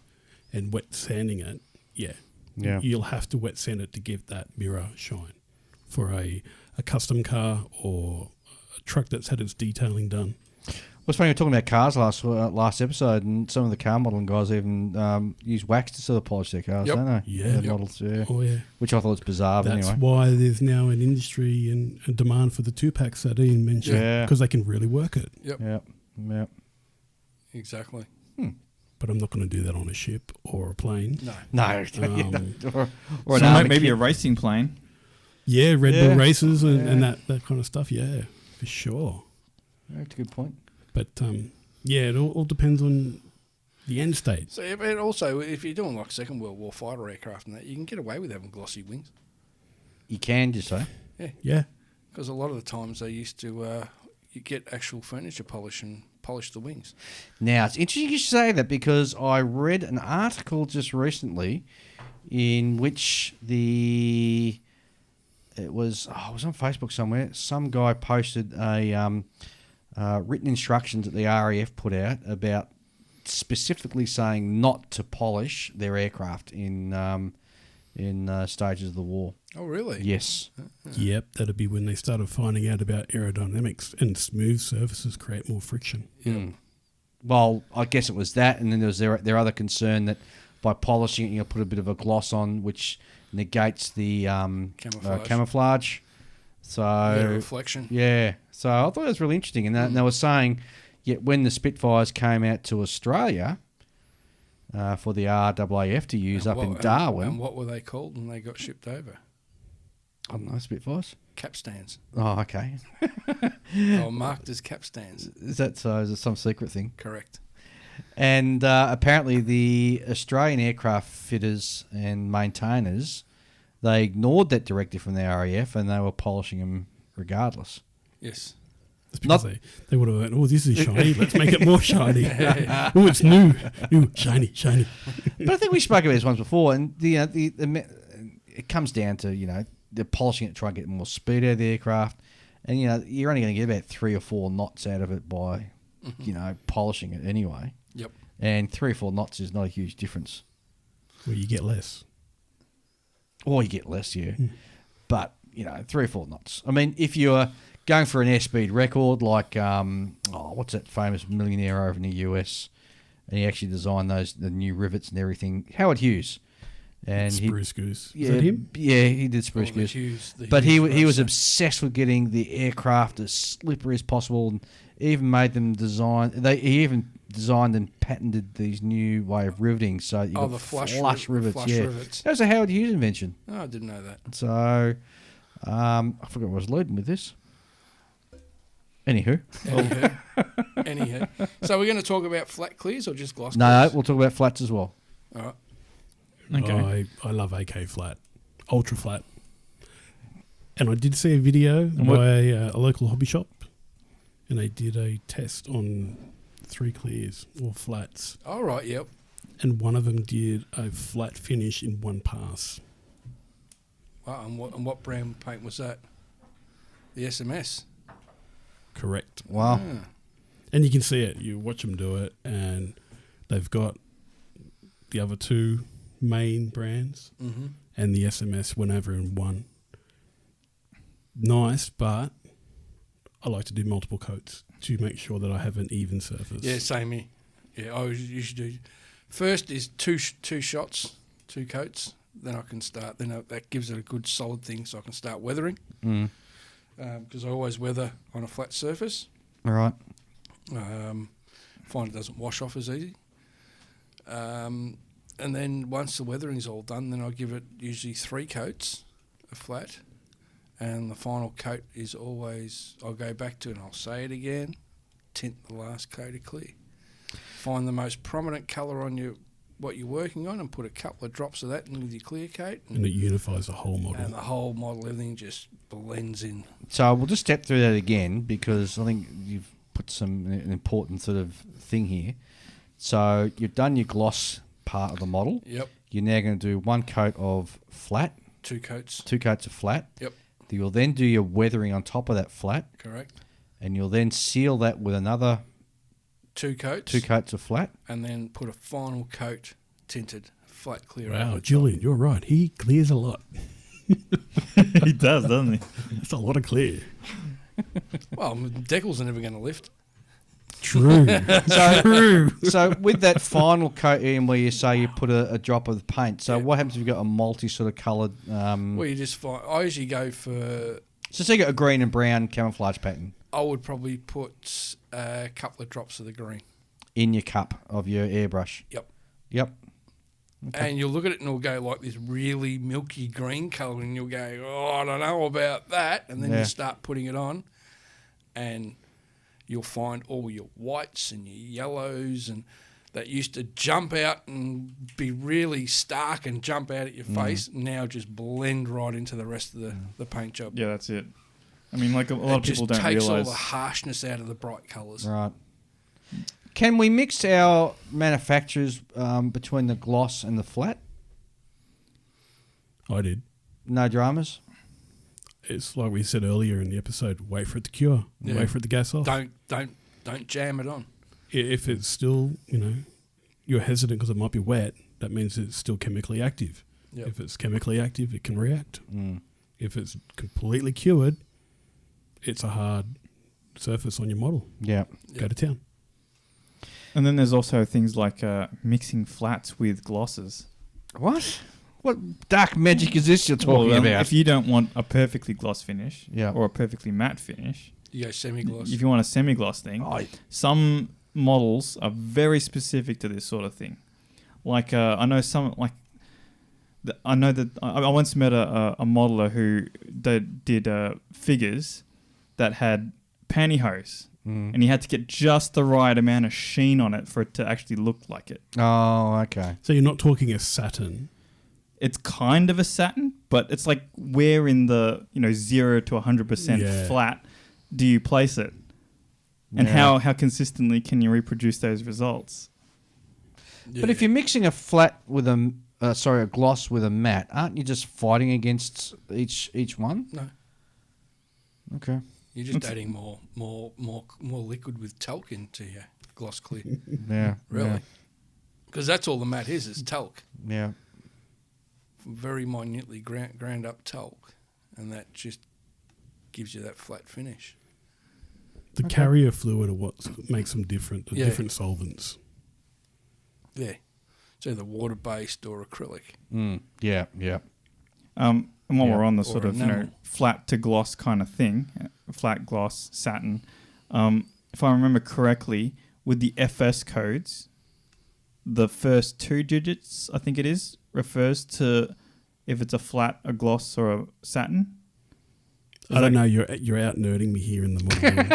I don't know. Because I thought you might know, Mike. I always thought FS meant Federal Standard. Yeah. It's all it about does. 2 digits. But yeah, I think that's the first 2 digits that actually denotes if it's a satin or a gloss. And so if you don't actually have, like, if it's, as far as modeling goes, you don't actually have to match the whole number. You just have to match the last 3. Yep. Because that's the color. That actually rings a bell. I think you've hit the nail on the head. I think it's the first number that identifies whether it's a gloss or not. Because if you go to, like, if you do something like an old Atelieri kit, and it'll have like their paints, and it'll have also FS codes, especially if it's an American aircraft, and then You go on. yeah, and then you sometimes you won't be able to get the right paint, and you're like, oh, I can't match this 5 number code. I'm just looking at the SMS bottles on the bench, and it looks like you're correct. Okay, I'm pretty sure that's how it was. It's been a while since I last had to worry about it. Yeah, so It looks like it'll be something like Bloody paint nerd. dull ghost grey or whatever those American colours are, and you might be, oh, this is my paint of choice, like Guns or something, and you won't be able to match that 5 number code. But if you actually just focus on the last 3, you can match the colour. Or the last And then you're going to 4. worry about you can worry about your gloss and satins and all that sort of stuff later. And I'm sure somebody will write in and correct us on this. And by the way, you can send us an email on thebench64@gmail.com. But I'm pretty sure it's just the first number of the FS code that denotes whether it's a gloss. Something like that. Yeah, not the first 2, because that'd be awfully confusing then. Paints are confusing. Well, they can be, I guess, yeah. Yeah, how many paints, like, sort of codes? You've got the RLM codes, you've got your RAL codes. Yeah. That's just, World War II Germany. Yeah, I And you know. got, like, all these other ones. And it just I goes, know. like it was, I think the World War II American system was ANA, wasn't it? Like Yes. ANA 601 or something is white. I think that sounds about right. Yeah. And then you got all the camouflage codes for the US Navy. You got the measures, MS, Yes. all the MS codes. Yep. It goes on. It does. Too true. Too true. What about mixing a gloss enamel and then putting a acrylic flat on top of that? Well, if you dust it on, it shouldn't be a problem. Yep, it's fine. Just don't, as I said, don't jam it on. And doing it the other way around? Should work the same. Should work the same, you reckon? Well, I always remember from my younger years when I spent some after school working for an English bloke who had a panel shop that he used to always tell me that, the good thing about enamel is you can drink it and urinate it on top of anything. Says you can just sticks to anything. As long Not as there's the no other way chemical around. reaction, you'll be okay. Because I know in the automotive industry, it was always, you can put enamel over acrylic, but don't even attempt to put acrylic over enamel because it will just go ape. And look, the other thing too is just go and buy a $10 kit and turn it into your mule and do all this practice before you actually go and tackle your $150 kit. Yeah. And test out all these paints. Well, you and don't see even whether have to they buy a work. kit. You just The have your best way paint to mule. you don't even paint mule, just an old bit of tile. Oh yeah, I've seen these people that get their plastic spoons. It drives me nuts when they do that. Why? Because I don't think Oh, you're It thinking, gives me- you're thinking of the environment, aren't you, Dave? no look. You hippie. It's not that. I don't think that spraying a colour on a flat spoon. Okay, it works to demonstrate what the colour is. But if you want to Because I tell you what, if test, the spoon was flat, it wouldn't be much use to anyone, would it? Because it wouldn't be a spoon. but if you want to test, I mean, because you got to understand that It'd be a tiny paddle. what you have to understand is that paint, when you look at it from a different angle, and like, for example, an aircraft or even an armour kit, for example, light strikes at different angles, which is going to give it a different sort of tonal Appearance. variations. There's also the fact So- that generally they spray these things on just the bare plastic of a white spoon. Yes. And how many times do you prime a model in white? Yes, exactly. The other point. Well done. Thank you, Primer. Julian. What is this thing you call primer? So buy yourself a $10 or $5 kit, go to a swap and sell and pick up an old kit there and use that as your mule. So if you've Well- got a $10 kit and you're about to start working on a $200 kit, get all the paints you're going to use, all the glosses and the flats you're going to use on your expensive one.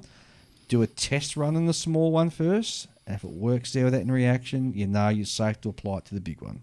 I don't think you even need to go do that. Everyone's got a stuffed up project Yeah, but I'm that's sitting thinking. there. But I'm thinking about people who are starting out. That's why that builds confidence for them as Okay. well, without going to a huge expense or binning a very expensive kit that you've perhaps put 150 hours into. Geez, you could save yourself even a lot more money and go to a local toy shop and buy one of those little kiddie plastic cars or something for about $2 and use that. It's plastic. Yeah, well, as long as it's styrene, it'd work, wouldn't it? Yeah. I don't know who you are. No one knows who I am. Look, I prefer to keep did anonymous. this. Your listeners probably don't know that I recently purchased a 148 Sky Raider, and We'll take a photo and we'll post it on the Yeah. Facebook page. Yeah, I, it looks awesome. thank you. I'd heard that some of the paints that we have available to us weren't reacting and playing well with others. So I used these paints, which happens to be SMS, and then I threw everything I possibly could on top of it. Every product out there is on it. Guns, Tamiya, AK, MIG, oils, enamels, acrylics, acrylic clears on top of enamels. It's all thrown in and nothing has happened. It all worked out fine. So two things I did was I waited between coats, and when I was going to do something, I made sure it was dry and it had no chemical reaction, no gassing off. It was ready for the next stage. Yeah, And that's really important. yeah, and nothing happened. It turned out a nice model. It was a great kit. Yeah. I mean, like, I get away with things because I work with lacquers that dry, like, you get to one end of the model. Yeah, I love and lacquers. it's already dry. Yeah. Yeah. Like properly dry. Yeah. Yes. Not just, touch dry. No, properly dry. It's gone. I used to have this problem. I figured out how to beat it, and that's basically just leave me paint dry for a good week. That wouldn't work in my world. You guys have seen how many kits I do in a week. I used to go, like, I'd build a kit and finish it. It'd be nice and flat. I'd put it in the cabinet. 6 months later, I'd come back, and it's semi-gloss. I was like, what kind of sorcery is this? Why has my flat clear that's been sitting in the cabinet for 6 months, now why does my kit look semi-gloss? Yeah, but isn't that the specific to the guns flat clear? Yep, Yeah. but I found how to beat it. Oh, you beat it. Yeah, Don't I use it? let it sit for a week before I put the flat clear coat on. Okay. Before I used to leave it overnight and then do it. Now I just leave it a week. Well, you do have to wait for those, 7 coats of clear that you put on it. I'm sorry. No, it's all right. I don't mind. So, Julian, you don't clear that much. No, not at all, really. To be honest, I actually like the sort of satin you've sort of finished that I get from using Mr. Paint Yeah. is how I like my planes. It's good. Yeah. Yeah. It's because planes are made out of smooth, shiny metal that are then painted with a spray gun, so they're not that flat. Tanks, on the other hand, flat as I can get them, and I haven't built too many tanks lately because I just haven't been able to get good results with a flat clear. So I'll try that stuff that you've got there, the SMS I stuff. can honestly say the only time I've ever seen a gloss military aircraft is in a museum or a ceremonial event. Well, some areas end up glossier than others. Like you got your plane, and then it gets used. Yeah. But not the whole thing gets stood on and exhaust stained and everything like that. Japanese Self-Defense Force have the most immaculate, and I'm talking immaculate, aircraft I've ever seen in my entire life. That's the Japanese. I know. They're obsessive with their cleaning and keeping it in perfect condition. And then we're talking about, Seahawks that regularly fly off, and then you got all these, grunts jumping on and off the darn thing. But even around the doors where you'd expect to see paint chips, nada. Not a thing. Their dock wells on their amphib ships are insanely clean. Their ships are insanely it's clean. like, what, has this been used or did it get delivered yesterday? I remember going on a Japanese destroyer once and being awfully surprised coming across a Shinto shrine halfway down the deck near the... Really? Yeah, There's a shrine on the deck? There was. Yeah. Not down in the crew quarters, yeah. Okay. Yep. Because I don't imagine it's the religion of Japan. Yeah, it is. Yeah. But it's a very atheist country generally. So that Well, I don't know. It's a bit of a generalisation, a bit of a statement there. I'm just going by the stats. I'm just going by the stats. Anyway.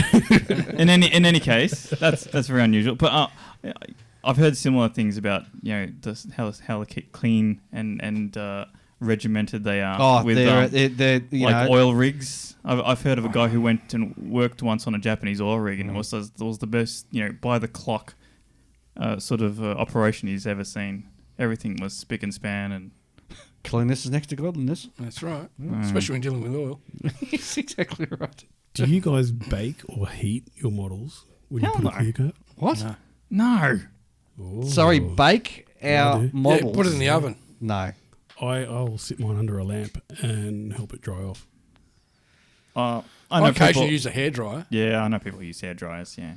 Not just the work lamp I have, whatever heat comes off the bulb. Just pull it down next to the model and it just makes sure that it doesn't get moist. Because, locally down here, we get some very chilly and wet mornings and whatnot. So I'll make sure that just around it. Yeah, but you got to keep an eye on it because you don't want to come back to a puddle. I know of one modeller who built a Corsair, the old Hasegawa 72 scale Korean War night fighter. And I think he didn't actually use that. I think he used a heater. Oh, no. And totally forgot about it. Came back and the whole propeller had melted away. That's asking So for the trouble. poor guy had to buy another kit Oh, so he could get a propeller for this Corsair. Oh, jeez. No. I know a guy who he left his model on his bench, And what had happened is over the course of the day, light had come in through the skylight, through his magnifier. Oh! Puddle of mud. Yuck. Yeah, but here in Australia, we can cook meat inside cars on a good summer's day. Yeah. You know, Cook a it's- steak. There's nothing like dashboard steak. Or I bacon. do worry about that actually, because like on 40-degree days, I'll go to work, and I'll go straight from work to model club. I don't want to leave my car, my models in the car on. Oh, I can on a tell day you a like that. funny story about that. Guy John, I know he's not the fastest builder, and he was building an SR71, but he was doing one of the special ones that was all in the metals, and he did like so many different Alcad colours, Yeah. and it looked freaking amazing. So he brought it to the club meeting, and decided not to bring it in, but left it in the car, on the rear parcel shelf in summer.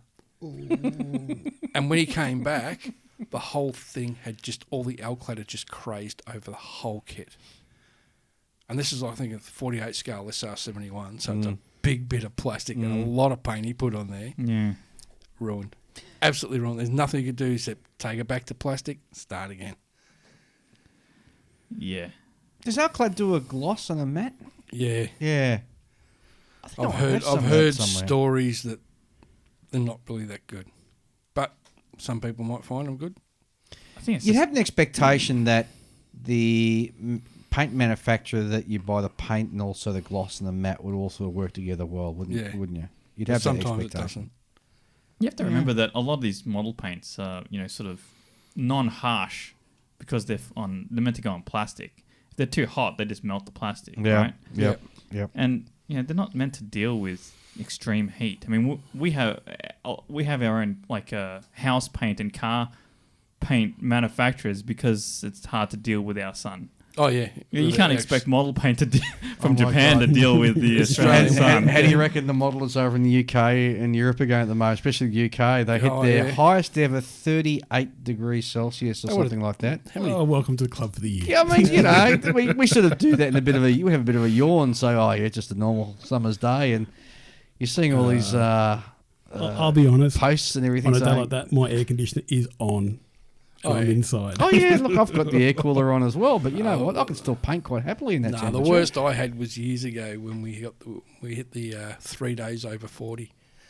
And at one stage, I think it got to 46. I've got to admit, and by that was insane that day. by the time you get to your third or fourth day of 40, you're starting to get over it a bit. But that then. 46, I remember coming home from work and all the trees, all the bush, all the leaves that were facing the sun were burnt. And don't forget, that 46 degrees that they measure is measured in the shade. Yeah. So what's actually impacting from direct sunlight is a darn sight hotter. Oh, yeah. Yeah. Yeah, well into the 50s. Also, for our listeners, this is Melbourne. We're at the colder part of the country. Yes, we are, aren't we? I don't know. It was Other people from other parts of the country are like, "Oh, you're from Melbourne? Yeah, that's the cold. I can't deal with the cold." It was 1 degree this morning when I got up. Yeah, we've had a pretty mild winter, though. We have. It's been a very mild winter. You get those. Yeah. Anyway, we're digressing. We're stepping Yeah. well away. I'm from going to ask, is there any clear that you guys will stay away from, won't Yes. touch? Mine's AK gloss. Won't go near it.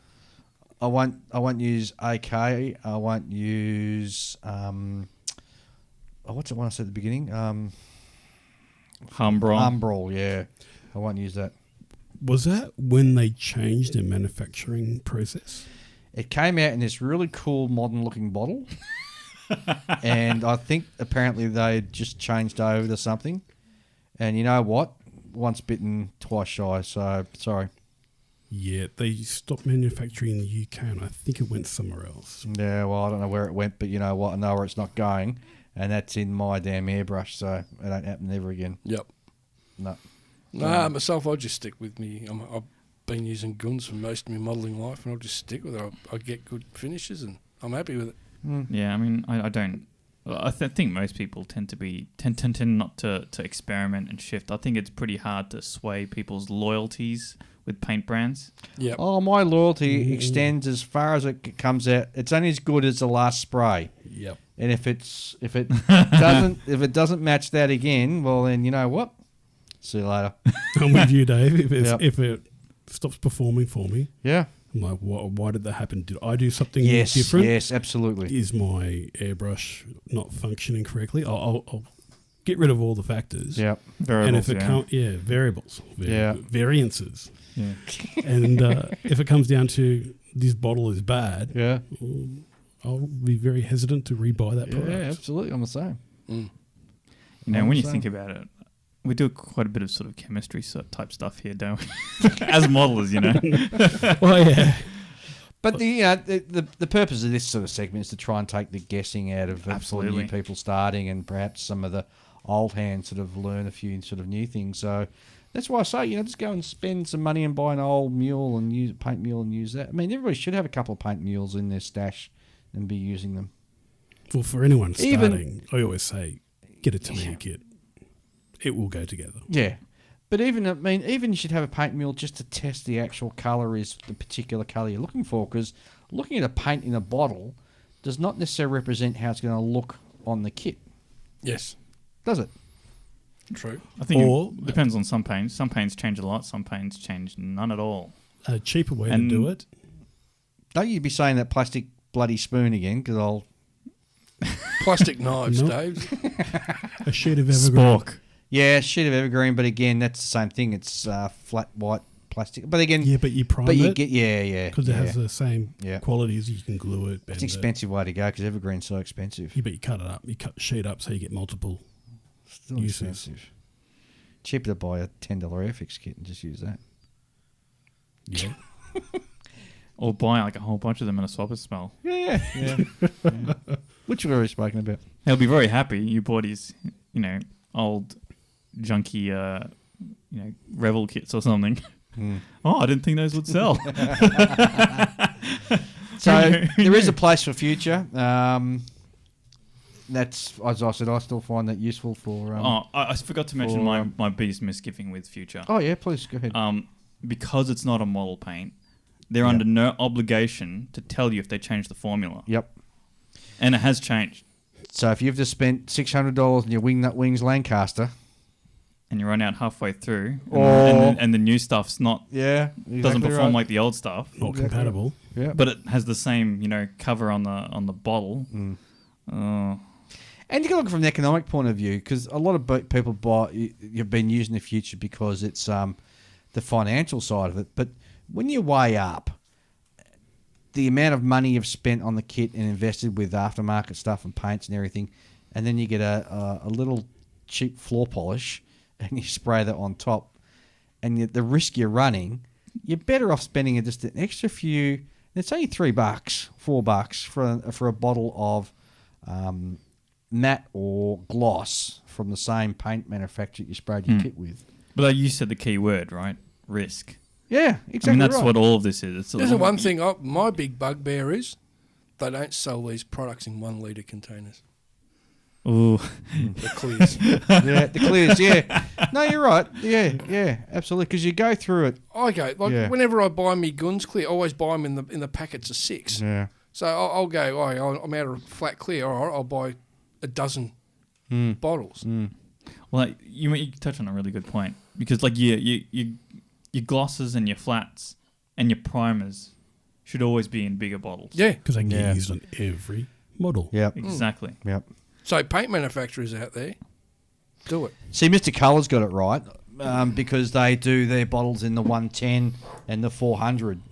They're thinner and they're but those levelers and your all thinners, that. yeah.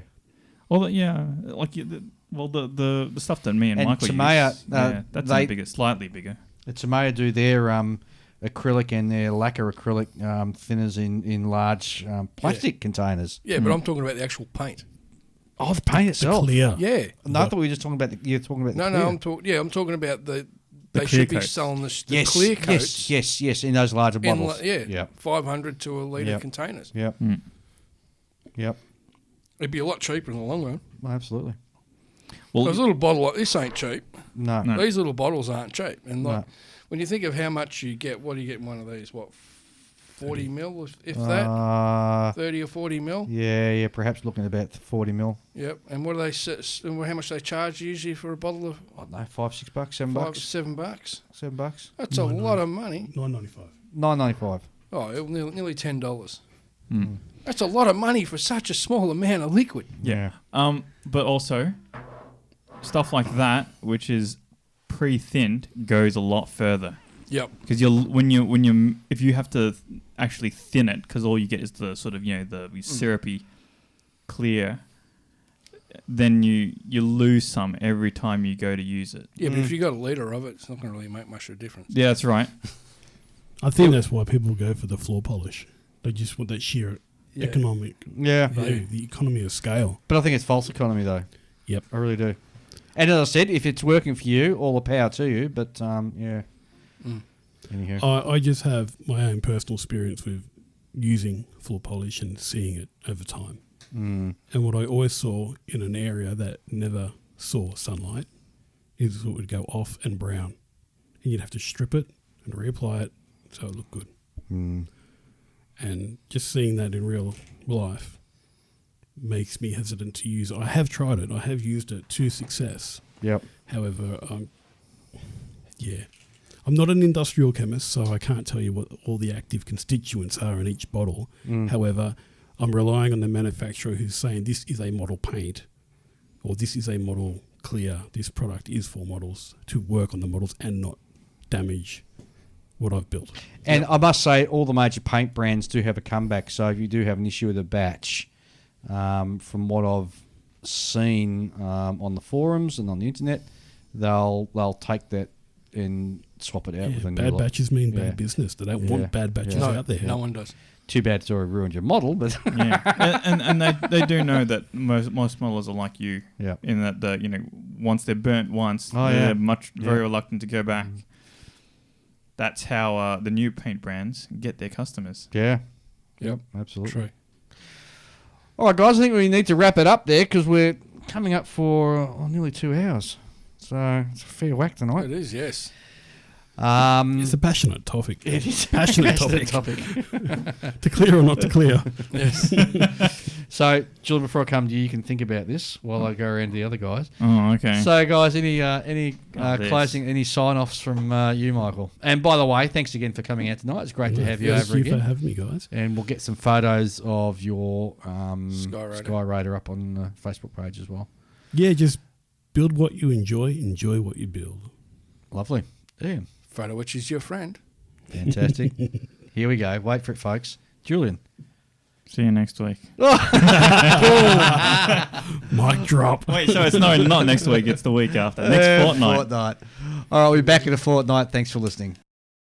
Well, we hope you enjoyed that rather long episode. We had a lot to talk about in regards to clear coats.